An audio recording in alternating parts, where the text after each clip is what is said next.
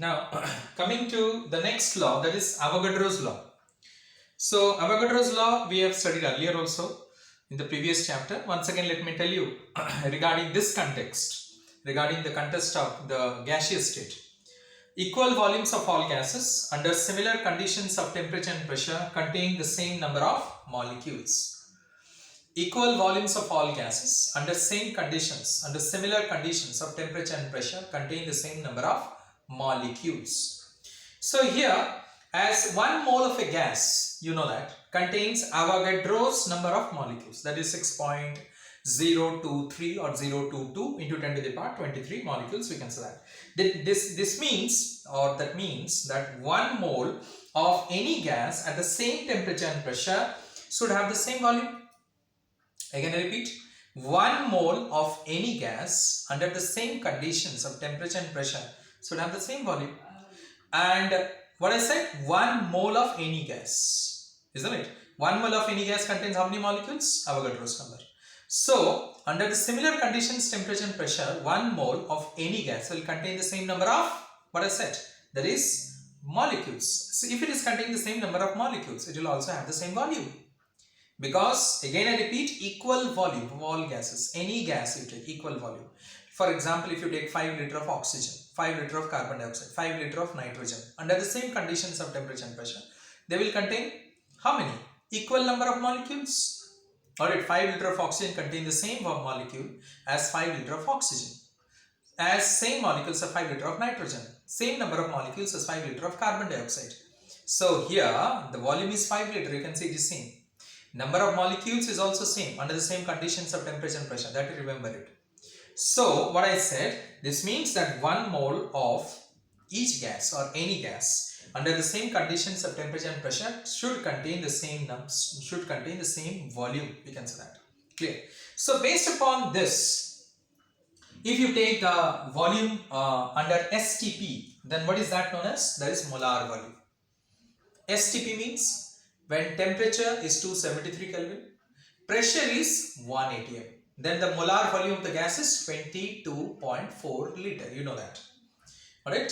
If I take under same conditions of temperature and pressure, and if the temperature and pressure condition is under STP or NTP, what does it mean? STP or NTP? STP means standard temperature pressure. NTP means normal temperature and pressure. Where the temperature is 273 Kelvin and pressure is 1 atm. Got it? So what is the volume of the gas? The volume of the gas is 22.4 liter or 22400 ml. We can say that. Clear? Now let me come to the law. That is, volume is directly proportional to number of moles. Just now we discussed. Got it? V is directly proportional to N because equal volume of all gases under similar conditions of temperature and pressure contain the same number of molecules. Got it? Here 1 mole contains Avogadro's number of molecules under the same conditions. We can say that. So, N stands for the number of molecules. We know N is equal to weight by molecular weight. Weight of the substance by molecular weight of the substance. We can say that. So, I can, what I can do is that, to remove the proportional sign, I can take a constant, that is K. This is your proportionality constant. To remove the proportional sign, I can take a constant, that is K, where K is a proportionality constant. Understood? So, Kn. So, instead of this N, I can write W1 by M1, we can say that. Isn't it? W1 by M1, I can write it down. So, now I can also write it this way. M1 is equal to K into W1 by V. Now, what is W1 by V? Weight by volume is nothing but density. So, M1 is equal to K into D, where D is equal to W1 by V, we can say that. So hence what we come to know that molecular weight of any gas under similar conditions of temperature and pressure is directly proportional to density. Alright, molecular weight of any gas under similar conditions of temperature and pressure is directly proportional to density. If you remove this K again, so then M1 is directly proportional to D, we get it. So molecular weight of any gas is under similar conditions of temperature and pressure is directly proportional to its density. So, fine. We got this particular relationship also from the Avogadro's law. But the main relationship of the Avogadro's law is this. V is directly proportional to N. That is V is equal to Kn. We can say that. Clear? and you can simplify further and we can get this particular one. Fine. Now there are two more conditions where you need to understand it. One condition already I said you also know it, STP or NTP, where temperature is 273 and pressure of the gas is 1 atm. So the volume is 22.4 liter. Now instead of pressure, which is 1 atm, because 1 atm pressure we do not measure the atmospheric pressure in atm, we measure the atmospheric pressure in bar. So when temperature is 273 Kelvin, pressure is equal to 1 bar instead of 1 atm, because bar is the unit to measure the atmospheric pressure, not atm rather, we can say that. So generally we use bar. So at that time the volume is not 22.4 liter, remember it, volume is 22.7 liter. Volume is 22.7 liter, and you know that 1 bar is equal to 0.987 atm. We have discussed already all these things. 1 bar is equal to 0.987 atm, or 1 atm is equal to 1.01325, that is bar. Alright, that is 1.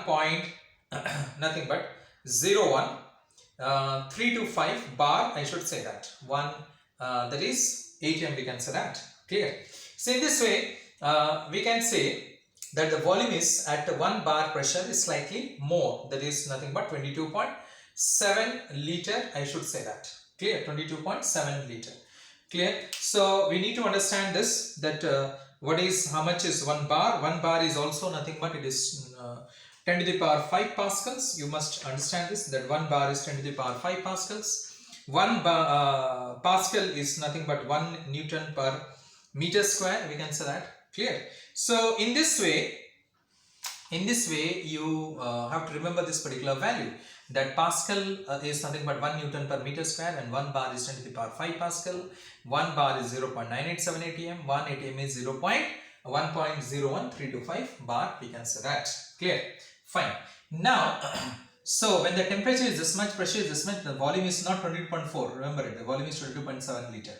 Now similarly we have got another condition. Now scientists are of the opinion that when we are doing the the laboratory experiment, when we are doing the experiment in the lab, then the pressure is neither 1 atm and temperature is neither 273 Kelvin, that is 0 degree centigrade, is it? No, we are doing at room temperature and under atmospheric pressure is 1 bar, isn't it? This is the practical conditions which prevails when we are doing the experiment in the lab. It's not 273, 0 degree centigrade. So generally that condition is called as SATP conditions. What is SATP? Standard ambient temperature pressure. Standard ambient temperature pressure, where temperature is not 273 Kelvin, it is 298 Kelvin. Or 25 degrees Celsius. You know, 25 plus 273 you will add 298 Kelvin, which is known as the room temperature. And pressure is not 1 atm, it is 1 bar. Then you know how much is the volume of the gas. It is not 22.7 or 22.4 liters. It is 24.8 liters. You need to remember this value. This is very important. In the numericals which is going to come, you will see that it will be used. So under SATP condition, which is actually the practicable conditions, alright, the temperature is 298 Kelvin, which is 25 degrees Celsius, and pressure is 1 bar, and the volume of the gas, the molar volume of the gas is 24.8 liters. It is not 22.4, neither 22.7 liters, so to say. Now, next is using all these things, that is, we have studied Boyle's law, Charles' law, Amundsen's law, Avogadro's law, perfect gas equation, which is P1 by T1 is equal to P2 V2 by T2, we can say that. We will find it out, another equation, which is known as ideal gas equation. I have told you what is an ideal gas. Ideal gas is a gas which obeys gas laws under all conditions of temperature and pressure. Again I repeat, ideal gas is a gas which obeys gas laws. Gas laws means Boyle's law, Charles' law, Amundsen's law, Dalton's law, Avogadro's law, all these laws which obeys gas laws. Got it? Under all conditions of temperature and pressure. Under every conditions of temperature and pressure, if it obeys gas laws, then that particular gas is called as an ideal gas. Otherwise, it is known as what? Real gas. If it does not obey the gas laws under all conditions of temperature and pressure, it is called as a real gas, real gas. So generally, in the nature, the gases which you are getting, it all are the real gases, because ideal gas is theoretical, it is hypothetical, because it is not possible that all the gases will obey gas laws under all conditions of temperature, pressure. Is it? No. For example, suppose you are heating a particular gas. Let us say Charles' law. Volume is directly proportional to temperature. So temperature increases, volume increases. How will you show it? You have done the balloon experiment. We have done the balloon experiment. You have seen in my last AVs that we will take a balloon, we will put it at the mouth of the vessel, and we will heat the gas which is present inside the vessel. What you will find is that the volume is going to increase. Do you think that as we increase the temperature infinitely, the volume of the balloon will also increase infinitely? No. Beyond a certain temperature, the balloon is going to burst. So it's not that. You will say that, okay sir, we will take still a bigger balloon. Okay. But what you find is that, when you are heating a particular gas, when the gas gets heated up, when the temperature goes on rising, what happens? The gas itself becomes combustible. Itself, it starts burning. We can say that. Itself.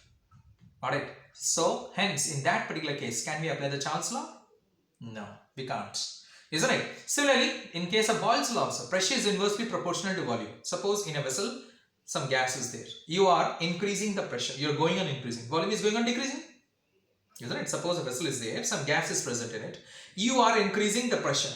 On increasing the pressure, volume decreases. Again increasing, again decreases. Again increasing, again decreases. So beyond a particular pressure, what will happen? The gas is going to get liquefied.